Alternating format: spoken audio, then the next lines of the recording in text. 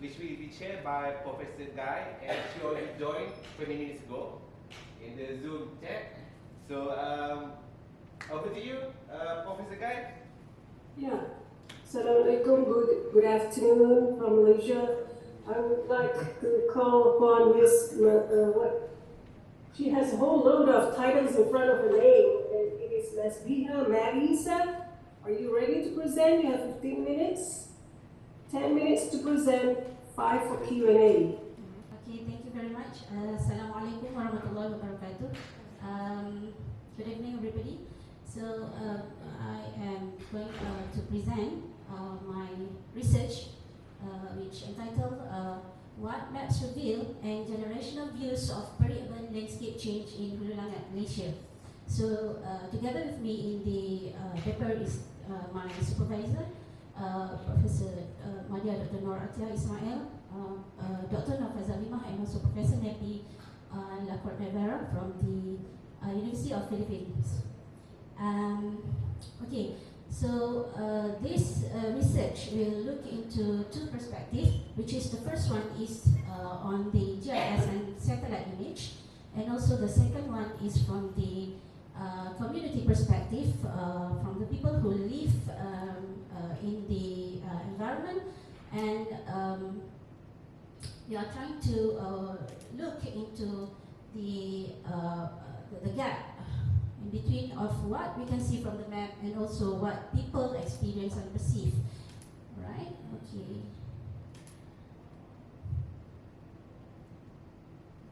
Can you move that? Sorry? Can you move that tab? No, cannot. It's there. Oh, okay, sorry. All right. Okay. So the Peri-Urban challenge. Yeah. As we can see here, Hulu Langat is situated nearly in the Kuala Lumpur, our major cities in Malaysia, and it is experienced the urban expansion for nearly 3 decades. And what we can see here from the Google Earth historical image, that the sprawl has been spread towards the north side, the east, the west, and also to the other side, around circular of the Kuala Lumpur region. And these are under the factors of the infrastructure development and also the population growth as we concern. And from this,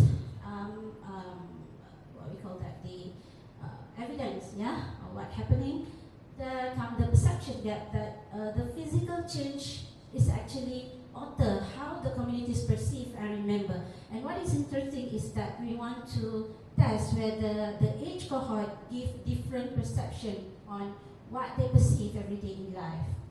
And then we move to the next slide.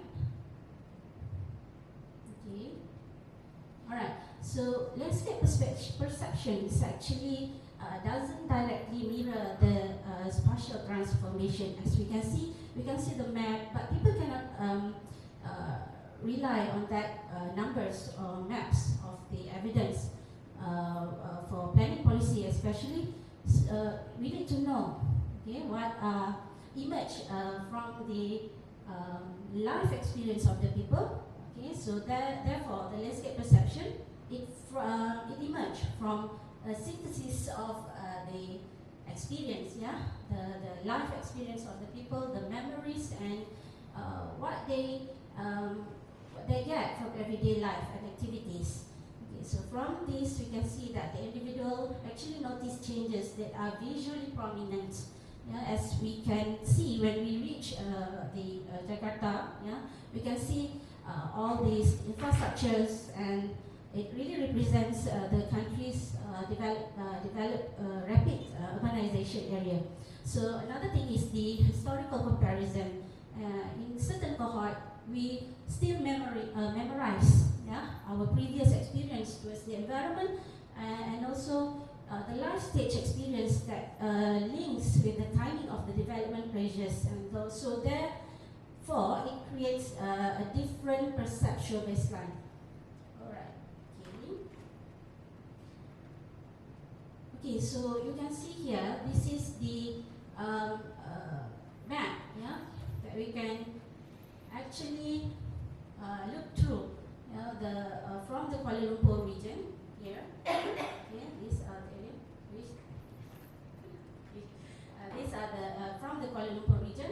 Yeah, it moved the sprawl to the peri-urban of Hulu Langat. This is the area in between. It is called the transitional zone, where the status is not really urban and not really rural. So it makes development. So where this is a very complex environment that we need to cater from the planning perspective.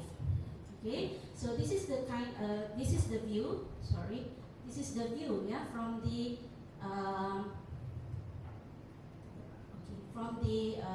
Kuala Lumpur towards the rural area on the Hulu Langat region. So this study basically employs two kind of methodology. The first one is from the satellite image from 1989 and 2019. So this is processed through the unsupervised data from the USDS dataset. That one can be retrieved freely from the website. And then we compared the satellite analysis. This is the 1989 and also 2019. And then the community survey. This is the using the structured questionnaire administered to 406 residents across the 3 age cohort, which is it is grouped into the less than 20 years, 20 to 39 years, and also more than 40 years. And it shows a consistency combat alpha. And then this integrated analysis, we compare the map language change, yeah, with the perception data to get the index and how can we interpret the gap. Alright, okay. So from the GIS finding, yeah, the first one is the 3 decades of the landscape transformation. As we can see that the built-up area is almost doubling the area of the existing. This one is the agricultural area from the 1989.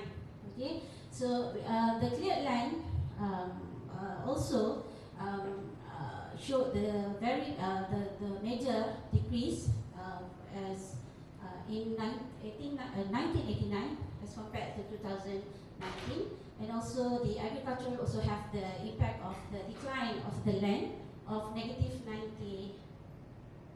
69%. Yeah. However, the forest shows that stable changes. This is mainly because of the area is protected by the Forest National Act. Yeah, and then the water body also show a minimal change. As this area is very prominent in their what we call that, all the water body, water surface features such as the waterfall and also the rivers. And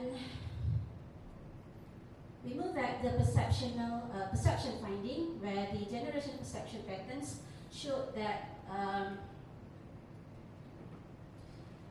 the 20 years, under 20 years perception, they were raised predominantly in urban setting. So that's why, as you can see here, that they have a very limited exposure to our to the historical landscape features, and that's why it shows reduced sensitivity to agricultural decline and also the forest loss.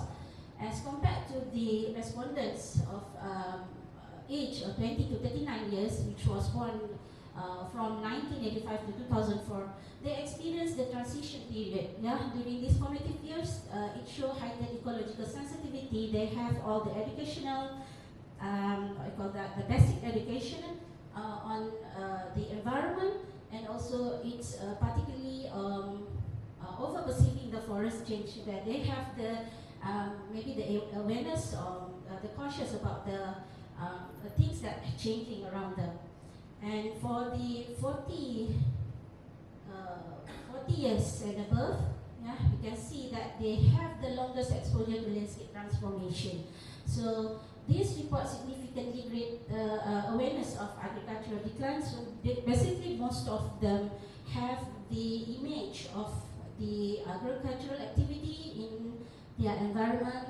There are people selling all the crops from the agriculture along the roads, and that will that activity is diminishing Yeah, then therefore they are more concerned about the agricultural land, and also the build-up area. Yeah, because most of the people here experience the transformation of the build-up area in the Hulu Langat. Okay, so how to understand the gap? So we developed a different index. Yeah, where we can quantify the perception divergence between the perceived and actual land use change. So we do just a simple calculation where the perception rank, minus with the actual land use rank. So as you can Ms. see, Biha, you have 5 minutes left. all right, Prof. Okay. So from here you can see that the rank values for the land use change and also the rank for the landscape elements. And then from the perception reality divergence by the age cohort, we can see that the built-up areas have all the perfect alignment because it stays here, and all the ages we minus because it stays on the zero value. And also we have the agriculture land and also cleared land. Also the water bodies stays under perceived area. So it means that the perception is less than what happened in the land itself. And then we have also here the forest with over perceived. Okay, so why perception diverge from reality? Because it's the visibility bias. As we can see that we perceive what we see inside our mind, and also we also rely on the experiential memories, where all the respondents will compare against the historical baseline, and we also have the symbolic association and also the ambiguity where we cannot perceive the stability of our perception based on the place, either it's natural or urbanized. This applied to the cleared land area. Okay, so in the conclusions that we can conclude that it is very important to have this integrated methodology or analysis for the spatial planning for the to structure the strategies towards the sustainability of the landscape elements. Yeah, so we can know which types of landscape elements such as the forest or agriculture that we need to maintain in especially in the peri-urban area, so that the next generation will continue to have the same experience, or at least they stay intact with the rapid urbanization. So I end my presentation. Thank you.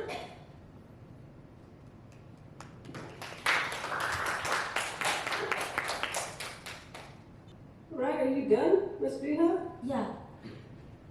Oh, okay, thank you. Now, this is not within my expertise, but I would like to encourage the audience to ask questions. Anyone? Well, if there are no questions for Ms. Biha, let's get on with the second presenter. Thank you.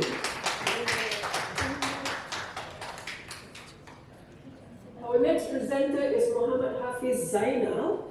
Assalamualaikum warahmatullahi wabarakatuh, and good evening. I bid to our chairperson and also the members of the floor. My name is Muhammad Hafiz bin Zainal, and I'm from Faculty of Forestry and Environment, University Putra Malaysia. And today I'm going to present this paper that I co-written together with my co-authors, entitled Planting Profiles Impact on Bird Species Diversity in Taman Botani Negara Shah Alam. Okay, rapid urbanization, especially in Malaysia, has resulted in habitat loss and fragmentation, which is a major drive to biodiversity decline.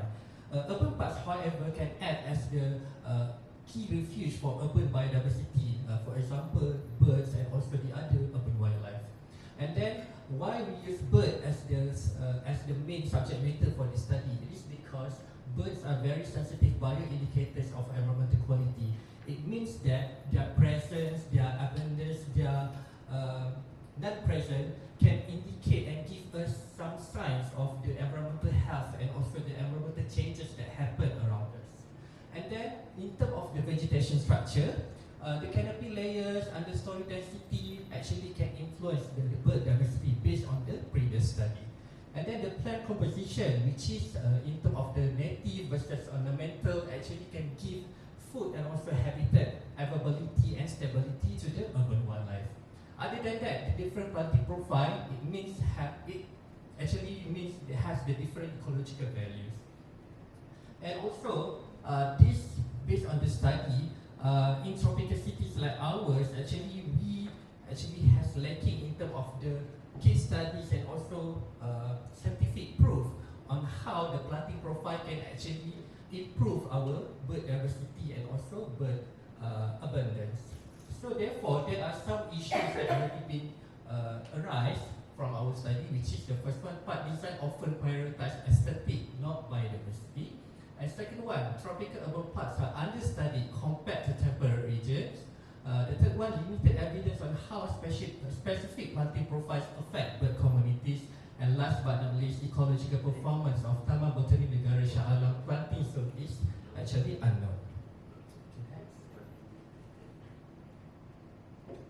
Okay, so this has brought us to the key problem, which is there is no empirical zone level evaluation on how different planting profiles in Taman Botani Negara Shah Alam or TBNSA influence bird species diversity. So our aim was to evaluate this relationship and provide insights to support biodiversity sensitive park planning. So specifically, we have three research objectives. The first one is to characterize the vegetation structure and plant composition of different planting profiles in the park. And then the second one is to assess bird species richness, abundance, diversity indices, and yield composition across the planting profiles. And last but not least, to determine the relationship between vegetation characteristic and bird diversity patterns among the planting zones.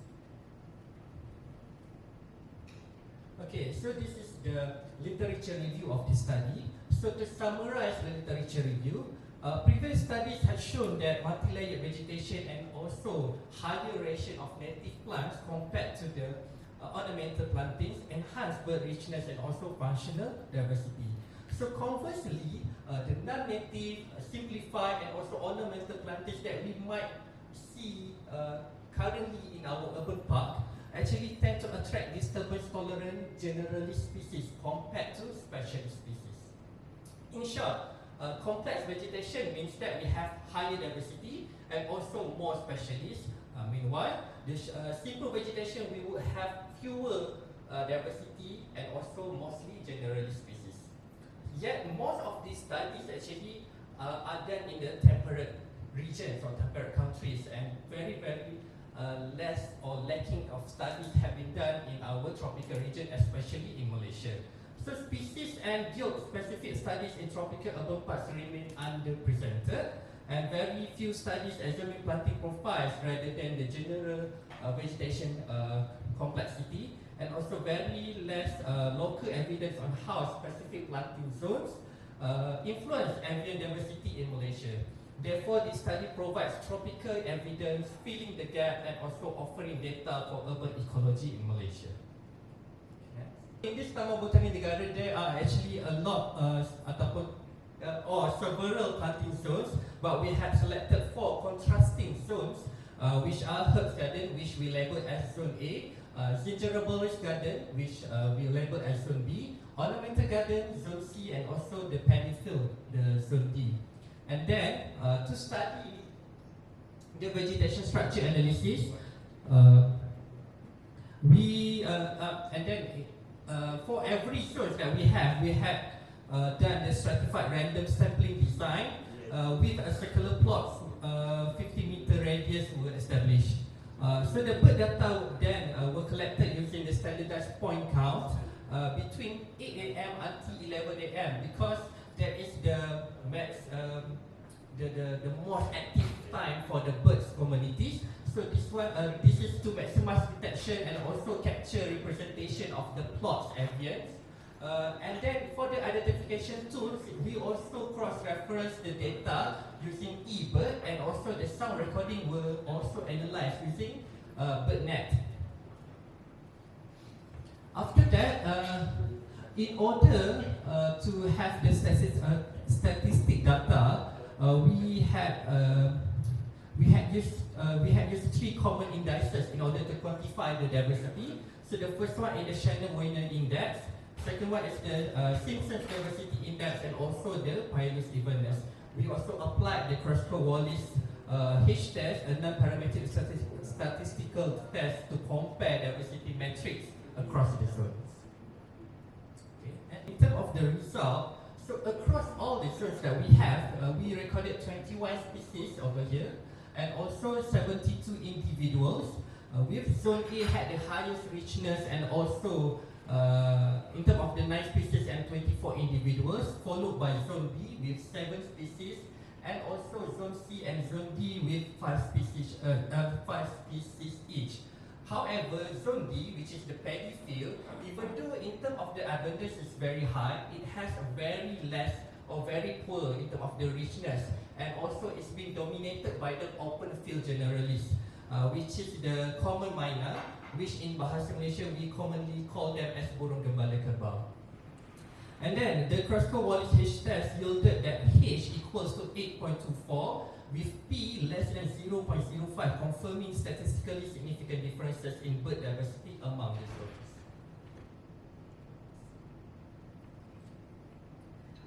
And then we examine the vegetation characteristic. In Zone A, which is the herb garden, it has the high canopy covers with a dense understory, and also in terms of the canopy cover, it's about 60%, which is moderate to high, and it also has the multi-layer understory density also about 35%, and the native plant proportion is very high, which is about 90%, and followed by the other zones. However, in terms of the lowest in terms of the vegetation structure is Zone D, which the dominant species is the paddy because it's the paddy field area.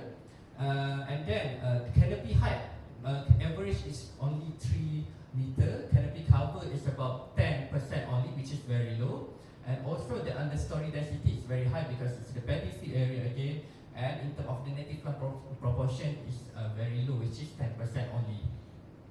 So this pattern has shown that the complex native rich canopies provide more niches supporting higher bird richness and evenness if we compare with the previous slide just now, where we have a lot of species richness over here in Zone A compared to Zone B. Okay, next.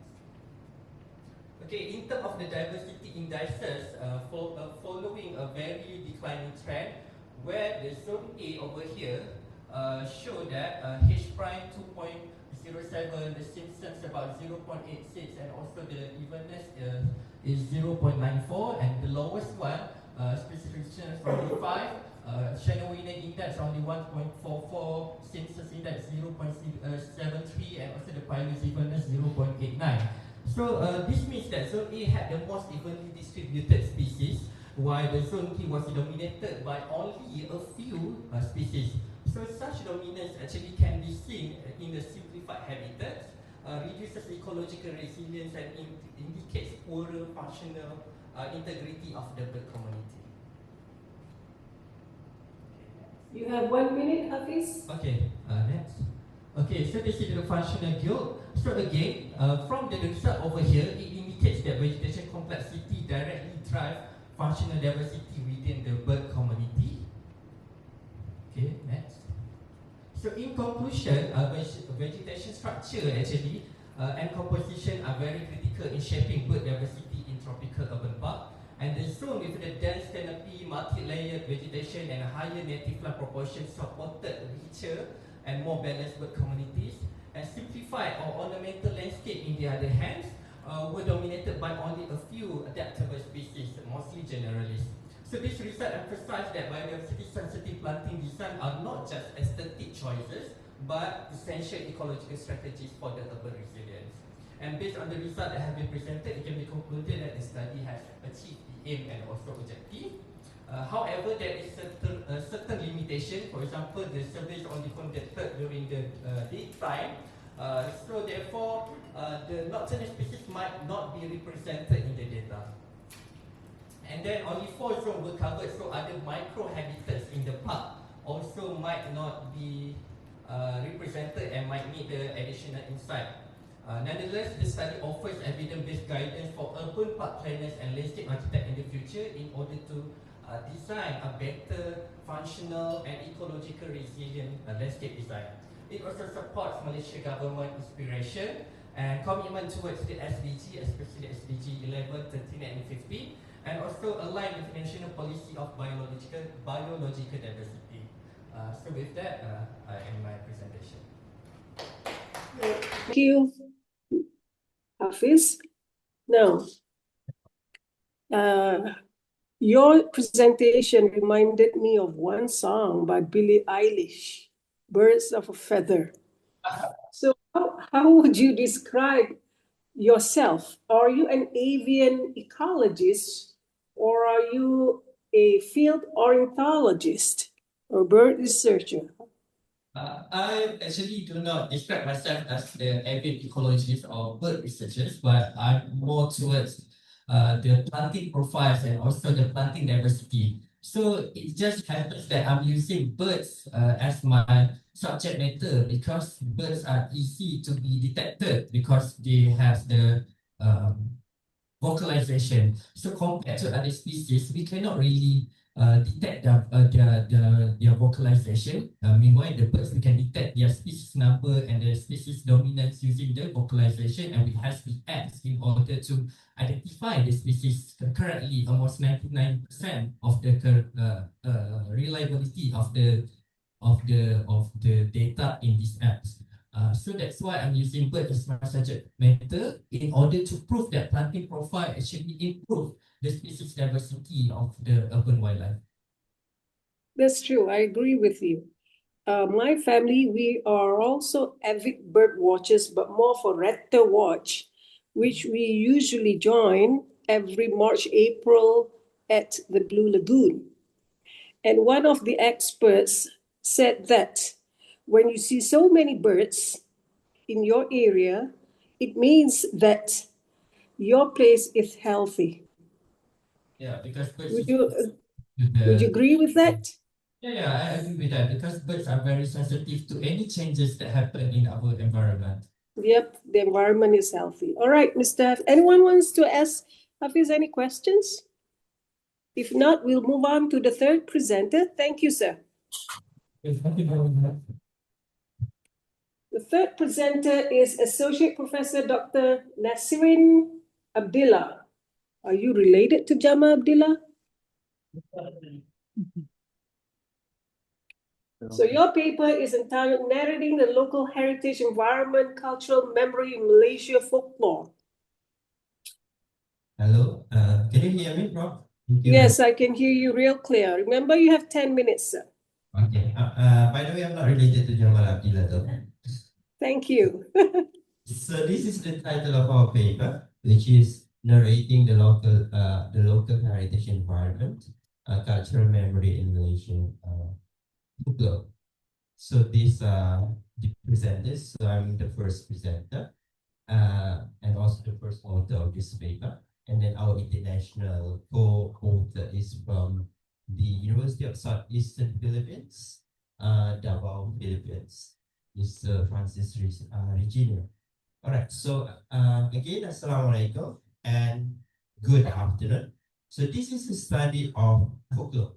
Specifically, our paper examines how Kuala Selang or folktales functions as cultural memory sites that connect heritage, place, and community well-being. So rather than treating folklore as entertainment, so this is what the common opinion that we are having with regard to studying folktales. We argue that through this paper, these stories act as an emotional and symbolic infrastructure that supports quality of life, QOL, particularly in coastal communities experiencing changes. Next slide, please. So heritage discussions in Malaysia often prioritize tangible elements such as buildings and monuments. So there are so many studies on this with regard to things that we can see physically rather than things that we cannot see, i.e. intangible. However, in coastal regions like Kuala Selangor, stories play a crucial role in helping communities interpret environmental risk, leadership, and belonging. So from a QOL perspective, these narrative traditions contribute to social cohesion, emotional resilience, and place attachment. Next, next please. And before this, all right, thanks. Okay, this study has three objectives. First is to examine Kuala Selangor folk tales as narrative lieu-dit memoir. So we are using one of the French scholar with regard to how certain places can be seen as related to memory of the people, hence the idea of cultural memory. Second, to explore how storytelling reinforces place, identity, and cultural continuity. So we argue that through stories, we can actually sustain and continue our culture. So that's one of the novel things about studying literature and tradition. Right? So third is to demonstrate how this narrative functions intersect with quality of life, which is related to the theme of our conference, QOL research, particularly with regard to the topics on well-being and resilience. Next, please. So moving on to literature review, right? So this study draws on three key theoretical strands. The first one is we are using Assman's concept that explains how stories stabilize shared meaning. So this is from 2008. And second one, we are using Nora or Pierre Nora lieu-dit memoir that helps us understand how narratives anchor memory in place. So this is from 1989, even though this is quite old, but this is still relevant to today's study with regard to cultural memory. And then, last but not least, this is quite recent, from Smith. Smith's view of heritage as process frames Foucault's as lived practice heritage rather than static tradition. So Smith's argument is that tradition and culture, they are dynamic, they are not static. So hence the idea of culture, identity and sustenance that we can get from that. Next, please. So our methodology, we are using a quantitative interpretive approach in this study. So in particular, basically we are using two folktales from Kuala Selangor. Okay, but these two folktales are actually, I could say that each folktale from this place embed another story in it actually. So basically there are 4 with 2 minor stories in them. Yeah. So majorly, so there are 2 folktales from Kuala Selangor which were selected due to their strong maritime, leadership and multicultural themes. So we are also looking at the themes of the stories here. So close reading and thematic coding focus on heritage continuity, symbolic landscapes, leadership dynamics and well-being related place attachment. Okay, next please.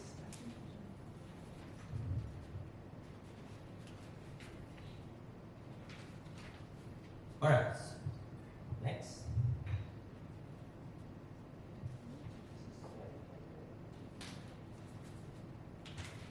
Okay, so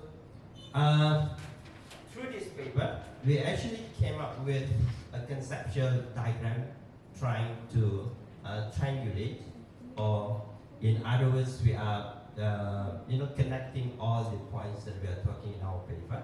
So this is using what we call Heritage Memory Place QoL framework. So this is how the framework looks like. So let me explain. So heritage practices, the first one, the yellow one, heritage practices feed into cultural memory. Memory becomes then attached to specific places, and these layered processes contribute to community well-being. And then this framework structures both the analysis and the findings of the study. So these are all interconnected. So we are talking from how we started off with heritage being a lived practices and inherited values, and then how this is anchored to the memory of the people. So through stories, we can, for example, connect to the cultural idea or the cultural memory of the people. So that's why, for example, probably this is a bit hard to understand. Perhaps let me give you another example, which is Hang Tuah, for example, right? The story of Hang Tuah, which is, I think, mostly known by many people here. So when we're talking about Hang Tuah, automatically we have this cultural memory of projecting the idea, the concept of bravery as well as loyalty.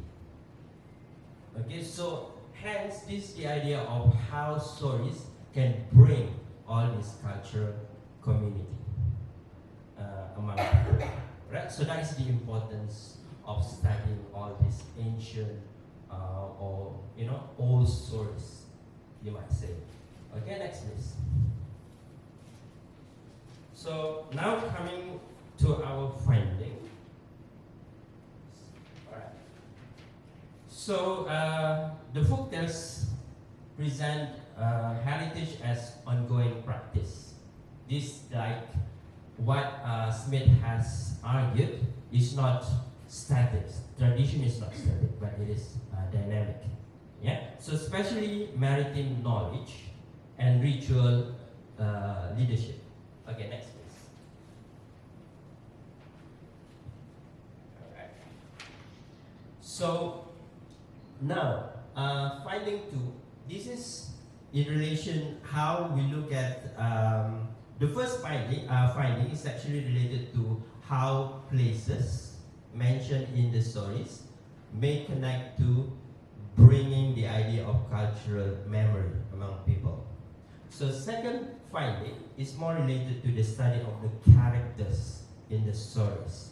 So basically, of these two stories from Kuala Selangor, there are two prominent characters. Yeah. So the first one is the Buddhist woman leader, and then another one is Paduka Sri China.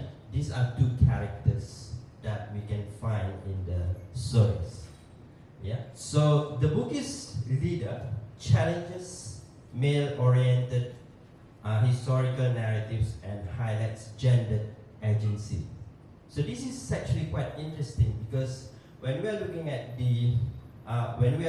our tradition, yeah, all our hikayats, all these Lipulara stories, even in Indonesia, in Indonesian context, usually most of the characters, especially the heroes, are male.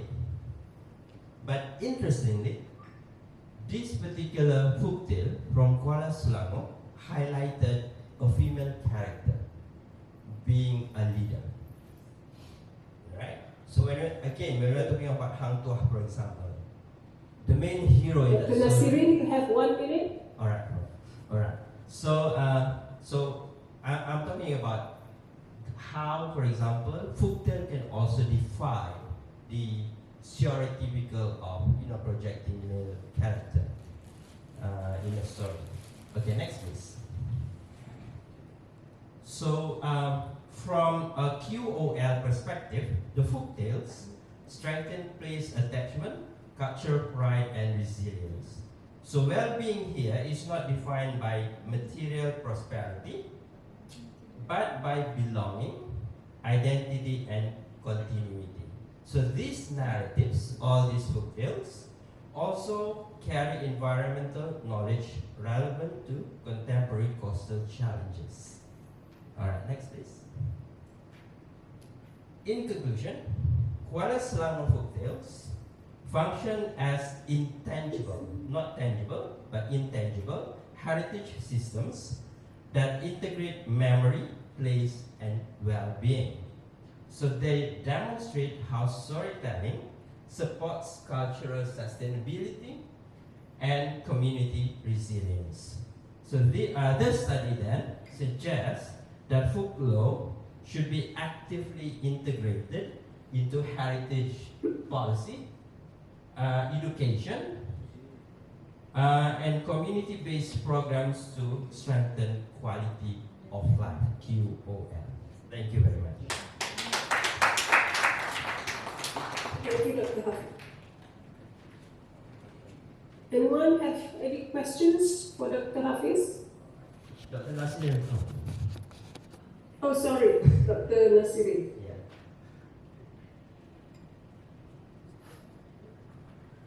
Any question? No. Perhaps one question from you, Prof?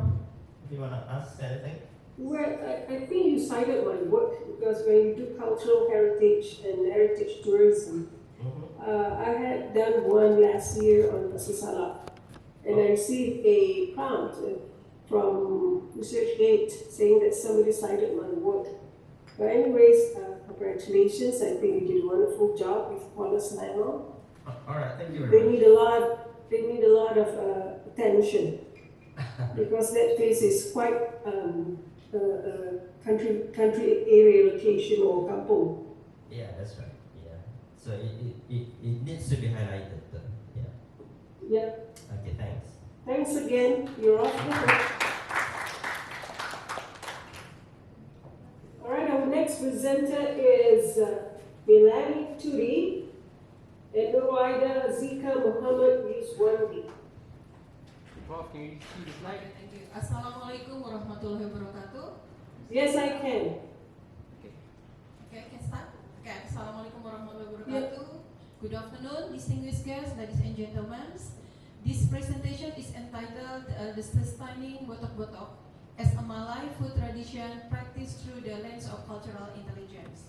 It will explore how traditional Malay cuisine can be sustained through cultural understanding and adaptive practice in globalized world. Botok-botok is more than just food. It embodies local wisdom, social interaction, and collective identity. Understanding this dimension is essential to sustaining it across to the generation. Okay. Before I begin, let's me explain about our presentation. Our research team, there are four. My name is Milani Turi. I'm from Indonesia, and our three colleagues from Malaysia are joining by virtual. They are Dr. Maria Muhammad Saleh, Nurul Aida Hazika Muhammad Yuswandi, Dr. Masni Saad, and then next our presentation will begin. Next, please. Okay, we make four statements why we choose this title, because the first, young people's tastes have switched toward fast food and trendy dining option due to globalization and modern lives, which has resulted in decrease of awareness and consumption in traditional meals. And the second problem statement, the forgotten traditional food heritage that has been neglected or lost over time due to the modernization and changing dietary habits. Step 1 stressed that the crucial importance of keeping this culinary custom alive for upcoming generation. And then the third problem statement is that the family food centered around traditional food are essentially to cultural identity and legacy, acting as a bridge between generation and the source of connection. This improves family ties as a member work together in the kitchen and enables the sharing of recipe and methods. And the last, that the dearth of comprehensive documentation and literature of traditional Malay cuisine represent a significant obstacle to the presentation of this culinary heritage. Next, please. Okay, the research purpose of this presentation are to explore the practice traditional food within the Malay community with a focus on Johor region, as the botok-botok originates from the region and is renewed the authentic traditional taste, while also examining the export to sustain the dish of our future generation. And we have three research objectives. The first is to examine the cultural significance of botok-botok within the Malay community in Johor. And the second, to identify the key ingredient, the traditional preparation methods, and the consumption practice that contribute to the sustainability of botok-botok. And the last, to explore the innovations of botok-botok in response to modernization that change consumer preference. And our research question also, we have three. The first one is, are the cultural significance of botok-botok within the Malay community in Johor?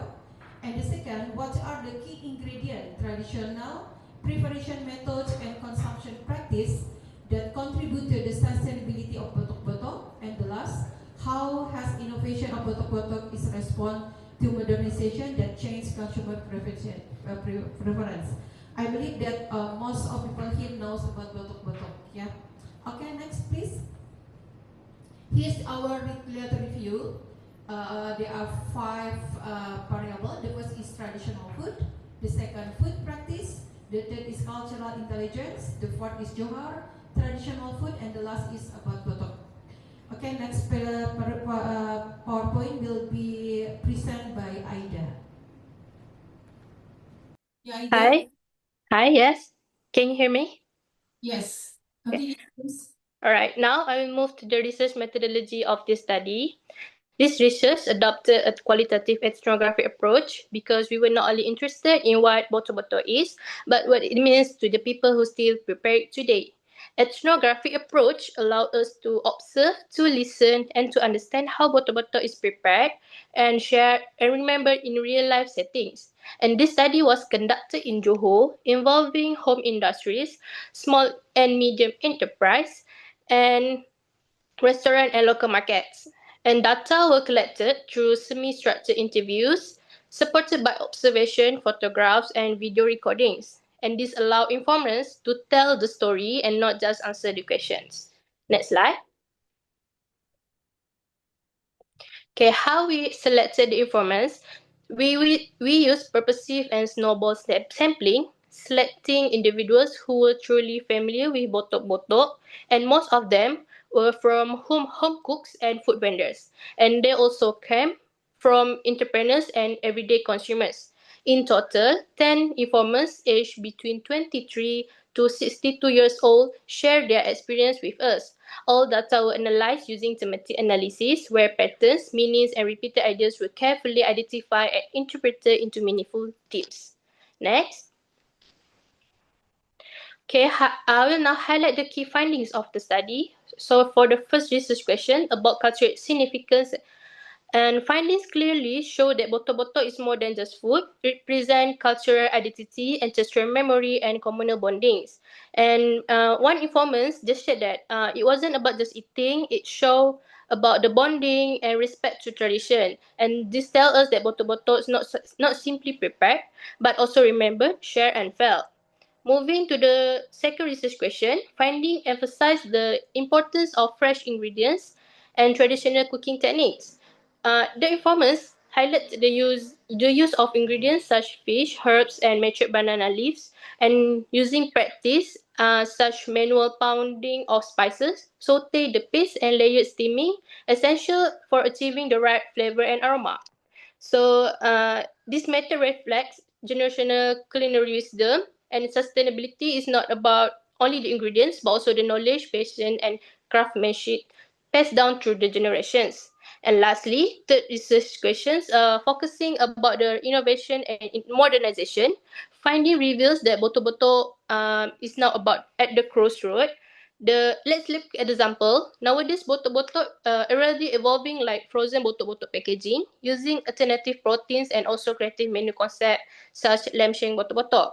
So although the frozen Boto-Boto may not exactly like the traditional version, but it keeps recipe alive in today's fast-paced world. Next slide. We have two implications here. First, the theoretical implication. Okay, let's look at the cultural intelligence perspective. Boto-Boto represent enduring connection between ancestral memory and Malay food heritage. And this aligns closely with Madani economy principle, particularly community cohesion, sustainability, and responsible cultural entrepreneurship. And that's for practical implication. In terms of institutional support, we can do academic documenting about traditional recipe, preparation method, and cultural narrative. And also the Boto-Boto as national heritage food strengthen awareness and support long-term preservation. And then we have a cultural engagement like community food festival and also digital storytelling and social media for the engagement for younger generation. Next slide. Research discussion. Okay, the findings are here for research question 1. Of course, the symbol of the cultural identity, historical memory, and ancestral tradition, community connection, and shared heritage. For the research question 2, the use of fresh ingredients such fish, cassava leaves, and banana leaves, and also traditional methods and cooking techniques. And the last one for research question 3, the alternative packaging and using modern ingredients. Also having the ready-to-eat and frozen dish, and this will balance innovation, supports that will sustain the long-term. Okay, and then we go to the limitation and recommendation. This research focus on informants on Johor, which not fully represent the diversity of Boto-Boto practice in other regions, and also the informants mostly from the older generation because they had direct exposure to traditional practice. And based on this limitation, the several recommendations can be proposed.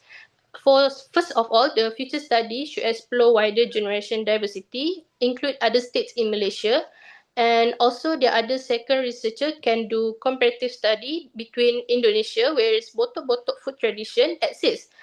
This will focus on differentiating between Boto-Boto, which is similar but different. So I will now hand back to my co-presenter. Thank you. Thank you, Aida. You have run out of time actually. So can you conclude? Okay, this is our conclusion that the local culinary tradition plays a vital role in expressing cultural identity. Beyond this, they serve as important asset for tourism by attracting visitors interested in authentic food experiences. This tradition help promote gastronomic tourism and contribute to creating a genuine sense of place, enhancing the overall cultural and economic value of the region. Thank you very much. It is our last presentation. Thank you. Thank you. May I give you one advice today? Yes. This would be the last time you present and read from the slides. So the next time you present, please do not read from the slides. Okay? Okay.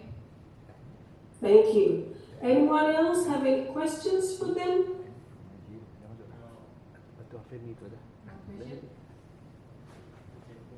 I have one more question. The demographics, in particular the age range for your respondents, you said that everybody are in the golden age range, but I think about 4 people are below 45 and the youngest is 23. So you should try to correct your sentence next time, okay? That's about 40% of the total respondents. We have 10 here. So 4 people are below the age of 40. Okay? All right. Thank you, ladies. Let's move on to the next presenter. Okay, thank you very much. I think we have Associate Professor Dr. Rugayah Hashim, and we also have Prof. Dr. Onwafemi Akande. So who's going to present? Assalamualaikum, Prof. How are you? Oh, Dr. Rugayah, are you going to present? I'm going to start the presentation and pass the ball to our dear researcher from Nigeria. Alrighty, you have 10 minutes, and you can start whenever you're ready. Thank you. Okay, so before I start, I would like to ask this question. How many of you have experienced staying in the hostel? Thank you. Is your hostel nightmare? Yes? So sometime. Okay.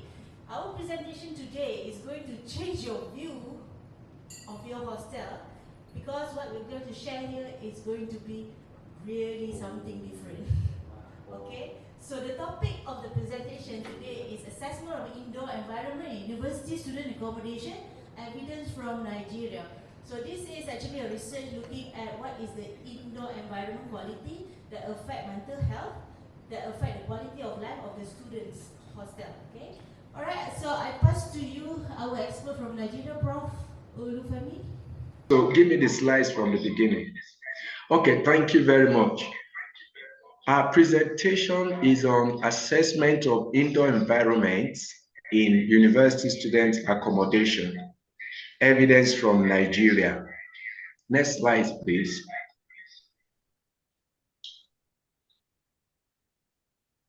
So from our study, we found out that the university housing, where students spend long periods of time indoor, and the indoor environmental quality has become a crucial issue for their health, for their comfort, and their overall quality of life. However, there are rapid growth in student population in Nigeria, and that has led to overcrowding in Nigerian university hostels, and this overcrowding being not taken care of has resulted to poor indoor environmental condition over time. Next slide, please. So the problem that we identify in our research is the problem that emanated from the overcrowding of the university hostels, which has led to high temperature and poor ventilation, elevated PM 2.5, PM 10, and CO2 level. PM 2.5 is particulate matter, the dust that is present in the air that cannot be seen but is being breathed in every time one is indoor. And then they come in sizes. So that's why we have PM 2.5 and PM 10. And the CO2, carbon dioxide, level becomes very high. These we have discovered have impact on the health and even the academic performance of the student living in those hostels. You can see from the graphs, the high temperature and poor ventilation, the elevated PM 2.5 and PM 10, and elevated CO2 level. Now, the aim of our research is to evaluate environmental conditions in Nigeria university halls of residence. The objectives are to identify environmental and behavioral factors that determine the indoor environmental qualities, to determine the indoor environmental conditions, and then 3, to establish is there any link relationship between indoor environmental quality, the health, and the quality of life for the students. And finally, we looked at developing an evidence-based architectural organization treatment. Next slide, please.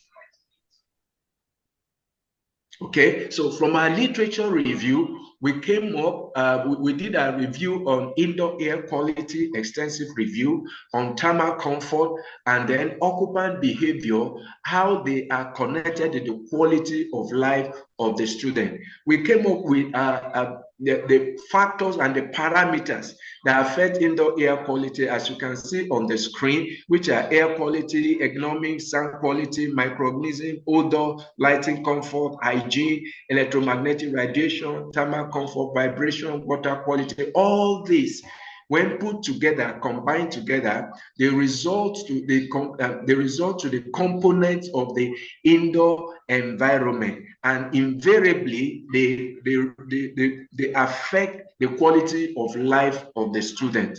Next slide, please. Okay, so in our research methodology, we made use of mixed method approach. And then we have three-pronged method by which we use to collect our data. We use questionnaire survey, we use instrument-based monitoring, and then we also did a physical examination, building audit of the hostel where the students are living. Our study area is in the Federal University of Technology in Minna, in north central Nigeria, that has a tropical climate. And from the slide, you can see how we have placed our indoor monitoring equipment to monitor the indoor environmental, condition of the building. The instrument that we used are shown on the screen on our slides, and we use the AirNode indoor air quality sensor. This is high-powered sensor that can detect any changes in the environmental conditions and environmental parameters. It can also measure temperature, and it can also measure relative humidity. Our study population and sample and data collection involves 442 respondents that are comprised of the male and student hostel, and we did a random sampling where we were able to select the student that we are going to investigate, and even the rooms that we are going to place the equipment that becomes the candidate sample of all other rooms in the hostel. Next slide, please. Next slide. So here is our findings. First, our finding is on thermal condition results. From where you can see in the graph we did hourly measurement of the indoor environmental condition, and then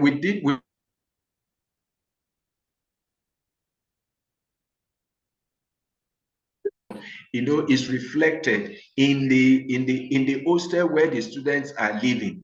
Already we can see here from the different rooms that we place the equipment, the high measurement or high quantity or value of carbon dioxide in the room, and the temperature was very high also in some other rooms, and then also the CO2 emissions and the particulate matter particularly where we found to be very high in the room.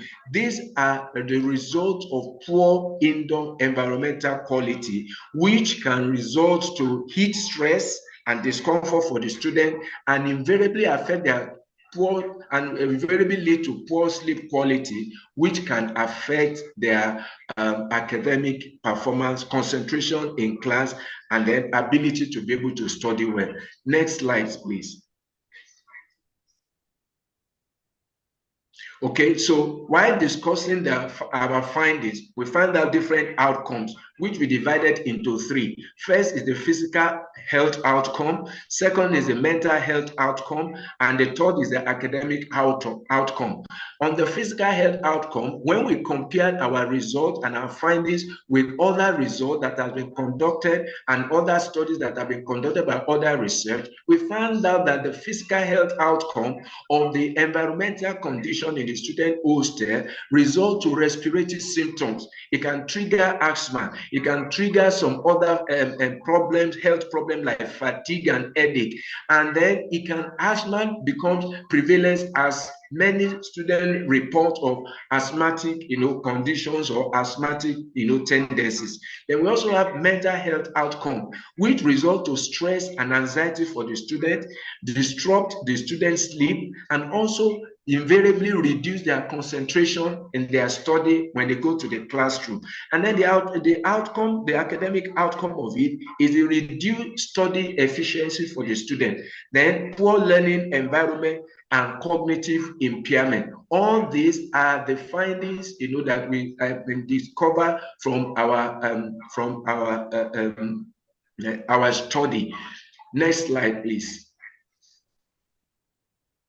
Okay, so we come up with some recommendation for improving the indoor environmental quality in student hall of residence. Now, the first recommendation is let there be a short-term ventilation improvement on the building. Then the medium term is that the building can be retrofitted, can be renovated. The areas where the windows are not enough, the ventilation are poor, then there can be renovation, retrofitting. Some of the windows can be replaced with better one, and the openings can be made larger. And then the long-term, the long-term recommendation here is a total redesigning of the entire student hostel, putting into consideration and then putting into high consideration the thermal comfort and then the indoor environmental condition to boost student academic performance. And then we have the pictures here of how this can be done, on how we can enhance and also improve the ventilation performance, in those buildings. Also, to also reduce overcrowding, the redesigning can be the building can be designed in such a way that you may not be able to have more than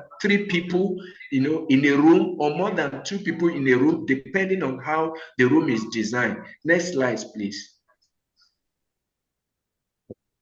So we also have architectural design-based solution in our recommendation. This is meant to improve the indoor environmental quality in the student hall of residence. Number one key factor is cross ventilation. The building must be designed or must be retrofitted or must be renovated to provide adequate cross natural ventilation. Then the building can also make use of what we call the passive cooling. Energy is not cheap. In order to reduce the cost of using energy to run these buildings, to operate this building, we can introduce passive cooling technique through the design. And then let there be we also propose improved window design, in which we have shown in different aspects of on our slides. Next slide, please. Now, Prof, the policy implication and the conclusion. You have 1 minute, Professor. Can you please conclude? Thank you. Okay, let me round up. The policy implication and conclusion is that indoor environmental quality is a standard, should be used as standard for hostel. There should be integration into campus planning. This should be integrated into campus planning, and the planning should be health focused in housing policy. In conclusion, indoor environmental quality significantly affect quality of life. This cannot be denied from our result and from our finding and from our study. So design and policy action needs to be taken, in future design of student hostel, so as to provide healthier learning environment for the student. Thank you very much for listening. Thank you, Professor. All right, since I give you extra time, the Q&A has been shortened to just a few seconds. So my comment would be, in order for you to achieve what you want to recommend, the university would need to have a huge budget. Wouldn't you say so? Yeah, we need to have a huge budget. Yes, that's a key factor. All right, thank you, Professor. Yeah, that was a wonderful, insightful presentation. Thank you very much. Thank you, Dr. Rohana. Thank you, Dr. Rohana.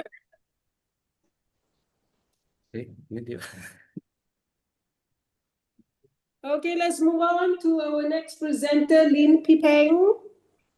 Are you ready? Yes, Dr. Okay. Your hall looks very nice over there in the picture. Din, it's a pointer.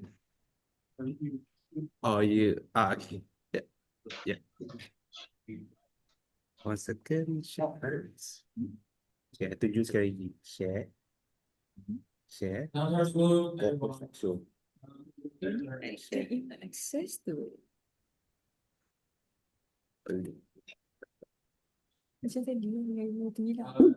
All right, Dr. Lin, you have 10 minutes, okay? Okay. And do keep to the time. Okay. My name is Lin Pipeng. The topic I want to share is progress of integration of mountain control sports and tourism industry. This is literature review. Next. This is the background.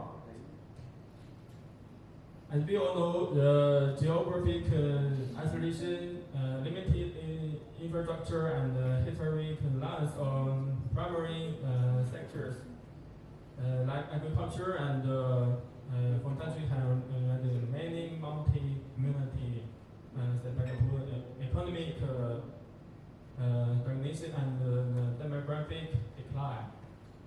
And tourism has long been identified as potential lifeline. And the merger of culture and tourism has been a primary focus.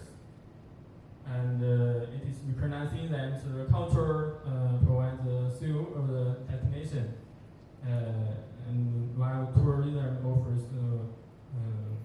viable market. And much of existing research examines dynamic relations with explicit tactile integration of culture, sports, and tourism. Many emergent field of this study. Next. This is for literature review.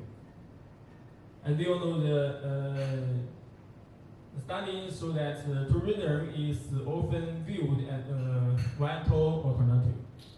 And integrated culture tourism is based on the premise that culture offering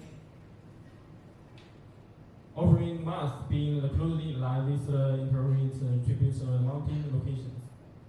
These locations include high quality natural environments, traditional ways of life, and survival older culture and behavioral norms.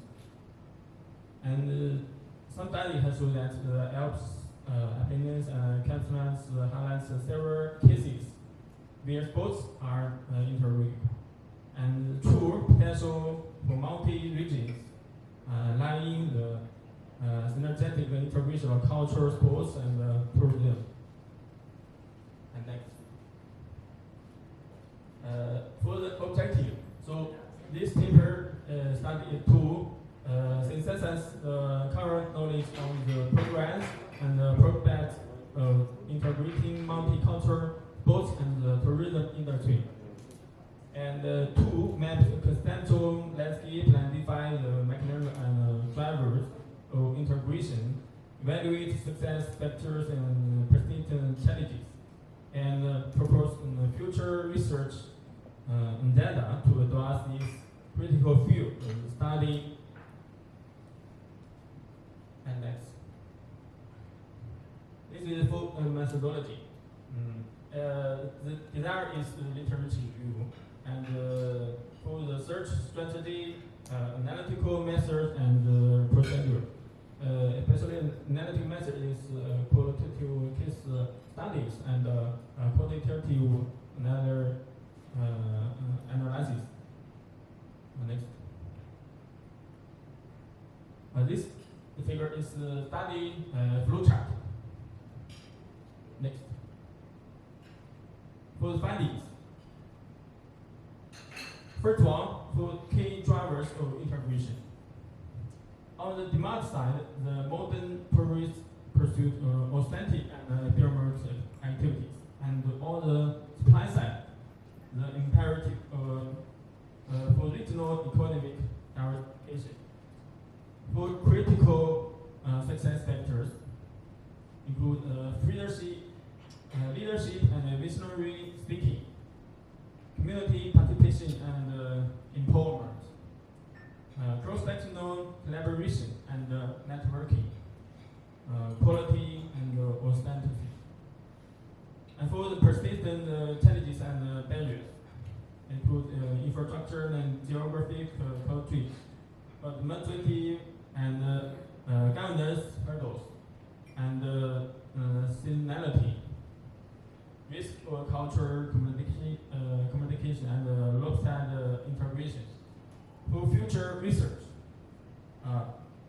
we recommend develop and adopt consistent indicators to better assess and compare the integration imports, multicultural tourism and sports industries. Next one. Is for the discussion. Include four aspects, especially refer to effective integration. The success factors leadership, community participation, and networking lie strongly with the principles destination leadership. This test and process of integration is as important as the final product. And for raw digital technology, digital tools can be used for virtual pre-appearance, online booking platforms, and so on. And digitalization can enhance our operational efficiency, enrich digital appearance, and provide valuable data for destination management. Next one. Conclusion. So this paper has to conclude the integrated development of multicultural sports and tourism is a potent strategy for fostering sustainable land and vibrant multi-economies. And the core of this integration lies in creating authentic, high-quality appearances that are deeply embedded in local context and supported by strong leadership and collaborative networks. So, for the policymakers, we recommend to adopt holistic planning, in enabling infrastructure, foster leadership and network, champion quality and strategically cooperate sports. And for researchers, we recommend that develop tripartite integration models, create refined evaluation metrics, and improve the digital frontier, and embed the geographical scope. Next.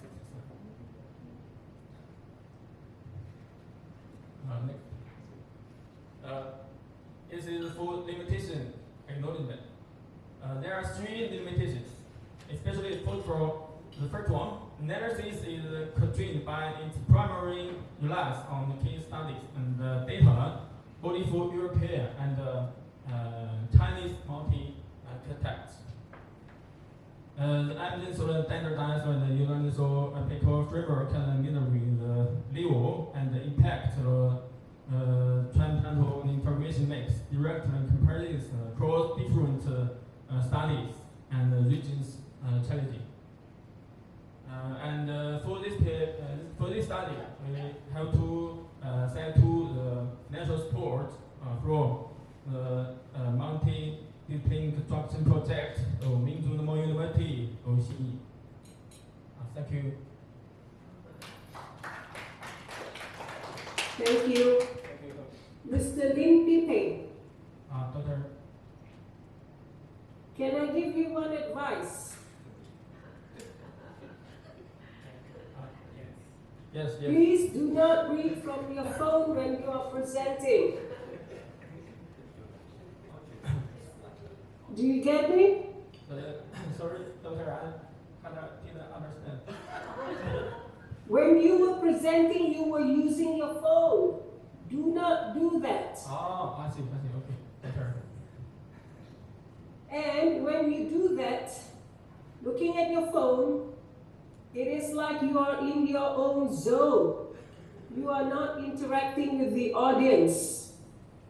And from my end, all I can hear were mumblings because your pronunciation and your enunciation were quite bad from my end. Okay. So my advice to you is please prepare better next time. Okay, Doctor. And be ready to present without the phone. Okay, doctor. Thank you. All right? Thank you, sir. Thank you. Thank you. I think that's it from me. Anyone have questions for Mr. Lim Piteng? Any question? No. Okay. Okay, my research title is the suitability of music-based item for identifying giftedness in children at a STEM camp. Yeah, and I'm Majais Ismail from the Institute Seni Creative Nusantara, UITM. With my teams, I have two teachers from the sekolah or the primary schools and the Institute Seni Indonesia Padang Panjang. Yeah, and before I start with the background of study, I would like to bring you to the term of the gifted here. Gifted here means children who are demonstrate ability in their cognitive, meaning that they have the advanced vocabulary. They can argue adults. They can also argue their parents. And because they have a high IQ, more than 130, more than 130 IQ test, and they exist actually among us, around us, They could be our kids, they could be our grandchildren, They could be somebody from the restaurants. Just now we go to the restaurants, we eat, we have our lunch. They could be there, So, but their ratio is very small, 1 in 1,000 children, meaning that one gifted children in 10,000 children in a country. So, in Malaysia, we have these children, and we have identified them, and then we trace them. One of our way to trace them is by conduct a STEM camp, and we have run this program for about 10 years ago, since 2009, and we established Permata Pintar, Permata Insan, and now we have Academy Science Pendam to gather all these gifted children. They are our assets, our national assets, and we need to cater them. If we fail to cater them or fulfill their needs, we have lost our assets. So here, if you can see in my title, my intention is I want to infuse the music-based items into the STEM camp program, which is the screening platform for the gifted children. Okay, so why consider music items? So because before this, we identified gifted children using a STEM-based paper and pencil reasoning. Paper and pencil camp. The test is very static or very focused on STEM. There is no music elements there. That's why I want to infuse them. Why I want to infuse music? I want to integrate music because the theories from Renzulli, from Gagné, said that creativity is one of the important elements for the gifted children. So we need to infuse or integrate this music also when we are conducting or screening the gifted traits among the children. So here, if you can see, music involves pattern recognition and problem solving skill relevant to STEM also. So it's good if we can integrate STEM and also music into the test or the screening program. So my objective here, actually we have designed the music items. There are 10 music theory tests and also the practical test, oral test to the students, music, to test their music ability.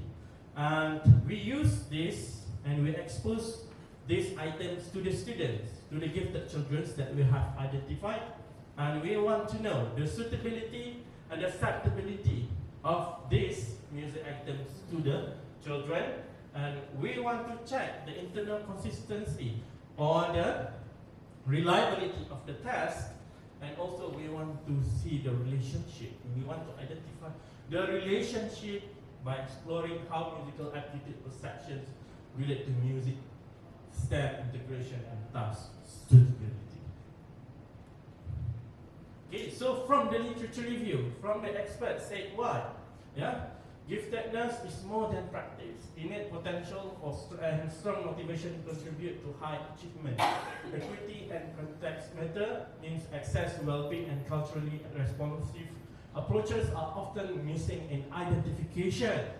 Music STEM link is possible. Shared processes.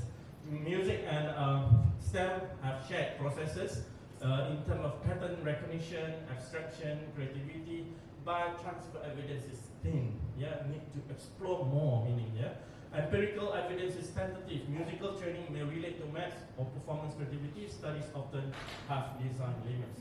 So all of these literatures, and there are more than this, have approved that music has the potential to be integrated in the gifted screening test. Yeah. So here I have designed the research in quantitative survey, self-administered during Malaysian STEM camp, and I use Likert items of perception of music-based tasks. So the students here, they take the test by using the laptop and they listen the music through their eyes, and also for the and there are 62 primary school students involved in this study from multiple primary schools. We managed to collaborate with Kementerian Pendidikan Malaysia to gather all the gifted children from all the country, and in this STEM camp here, and we test their oral skills. We expose them to the oral activities, to the music activities, and then we distributed the questionnaires to ask them whether our items is suitable for them or not. We want to hear from them.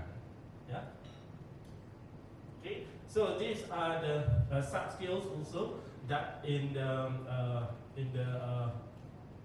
activities or in the test, screening test, music STEM integration, music aptitude, task suitability. These are the domains of the items. So these are the findings, pupil perceptions, the gifted children perceptions. So in terms of the stability, support to continue, creativity, problem, rhythm, help STEM ideas, linking music, all have voted for more than 3. Then when we look into the consistency of the survey, the music STEM integration domain shows high, or all of the sub-skills shows a good reliability, more than 0.8, and when we conducted the Pearson or the correlation test, it shows the strong correlation or strong relationship. So when we go into the discussion, what I can suggest from this research, from this study, music-based screening items are acceptable to gifted children or people in the STEM camp context. Students report that rhythm or pattern tasks can support understanding and creativity.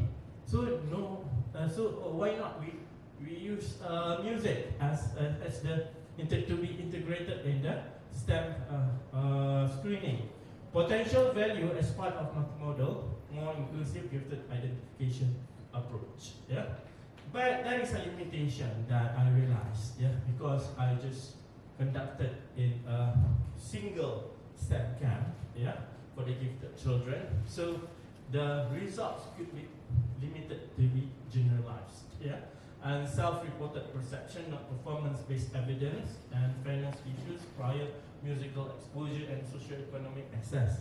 Because when there are 62 gifted children, we don't know their background of their musical experience. So it's quite there is a fairness issues in that. And what I can say for the conclusion is music-based tasks were perceived as suitable and engaging for gifted screening in STEM camp. All the surveys on the correlational test shows that these acceptable range to be integrated in the screening test, for the students. And what next? What next agenda for this research? I cannot stop this, until this.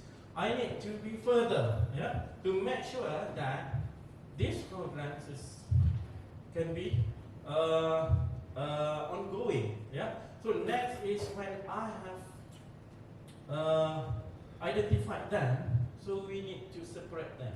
Those who have high musicality skills need to be separated and need to have a special enrichment music program for them to cater their special needs. Some of them, they have a specific STEM ability. Some of them, they have the music talents, high music talents. So we need to cater or fulfill their needs to make sure they have the quality of life. That's all from me. Acknowledgement to the Bahagian Psychology and Counseling, Kementerian Pendidikan Malaysia, and MOHE, Ministry of Education, Ministry of Higher Education, and also University Technology Malaysia. Thank you. Thank you, Dr. Guys. That was very insightful. Yes. All right, I'm opening to the audience. Do you have any questions? Yes. For Dr. Jais? Yes, I have. Go ahead. Okay, thank you. Okay, I wanted to ask, do you think music can be, can be a tool to enhance communication among young students? Yes, absolutely, of course. Okay, why? Why?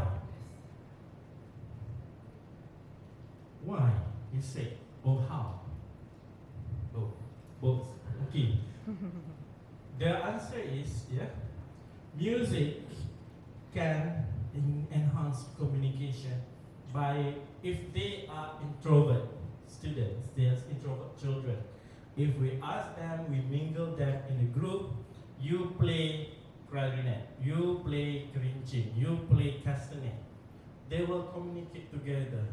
There will be no gap with them because of the music connect them, make them communicate each other, and this is one of the what we call as bibit-bibit untuk dia mulakan dia punya skill to communicate with others and to buka dia punya world, untuk be friend. Okay, sorry. Okay, do you think? Sorry, another question. Do you think it's the same thing? Do you think it applies the same for lyrics? Music lyrics, yes. As you mentioned before about the verse, the clarinet, the instruments, everything. Okay, do you think it's the same? Does it apply the same for lyrics, music lyrics? Okay, for them, if they use the lyrics in group, yes. If they sing the lyrics solo, there's still a communication between. But it's not most effective as they sing the lyrics with the group work. Yes, it's how like that. Okay, so basically because like, okay, for example, like hip hop music lyrics, hip hop music. Okay. As you all know, hip hop music, as in rapping, they have a lot of vocabularies inside it. Okay. So do you think from there it can help enhance communication among young adults? Yes. Yes, also. Yes, from the lyrics, what they've learned, what they understand, they would have this identity. They will improve their identity of hip hop. They understand the lyrics, and they will try to communicate with other people who have the same identity. When they meet somebody who have a similar identity with them, they will get mingle, and they will know their identity, who are themselves. Okay, thank you. All right, thank you. We are running out of time, but I do have one question, Dr. Joyce. Yes. Is your population sample and your sample size of the same number, 62? Actually, no. In the camp, we have about 150 students, of the gifted children. And this 62 is those who have the traits of musical ability that we separated them and we give them the test. That would be your sample size then. Therefore, it should be a small letter N, not capital letter N. Okay. Okay? Okay. Thank you, sir. Okay, thank you. All right, to everybody who presented, thank you very much. Everyone had a wonderful time. And now I'll pass this over to Prof. Yusuf. Thanks again, and Happy New Year. Happy New Year. Okay, thank you so much, Prof. Guy, for chairing the last breakout session. Prof. Guy, are you enjoying your fish? Yeah, thank you to you for having me. Okay, thank you so much, Prof. Okay, hopefully we will see you in recovery. Hopefully. Shall we? Kuching. Sorry. Hopefully we see you in Kuching, insyaAllah. Inshallah. Can we give a round of applause please for Prof. Okay, thanks so much, Prof. And okay, so basically, okay, Happy New Year, and hopefully you enjoy your dinner. And speaking of dinner, we will have our dinner at 7 p.m. sharp.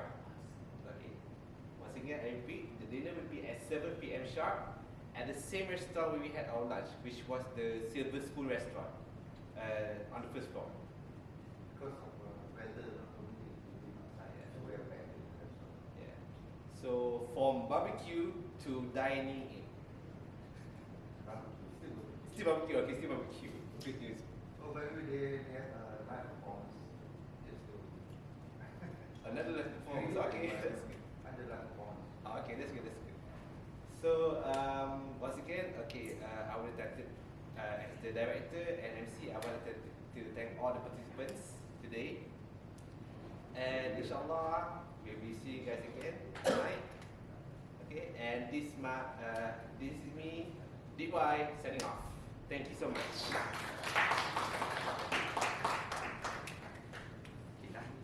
Bye.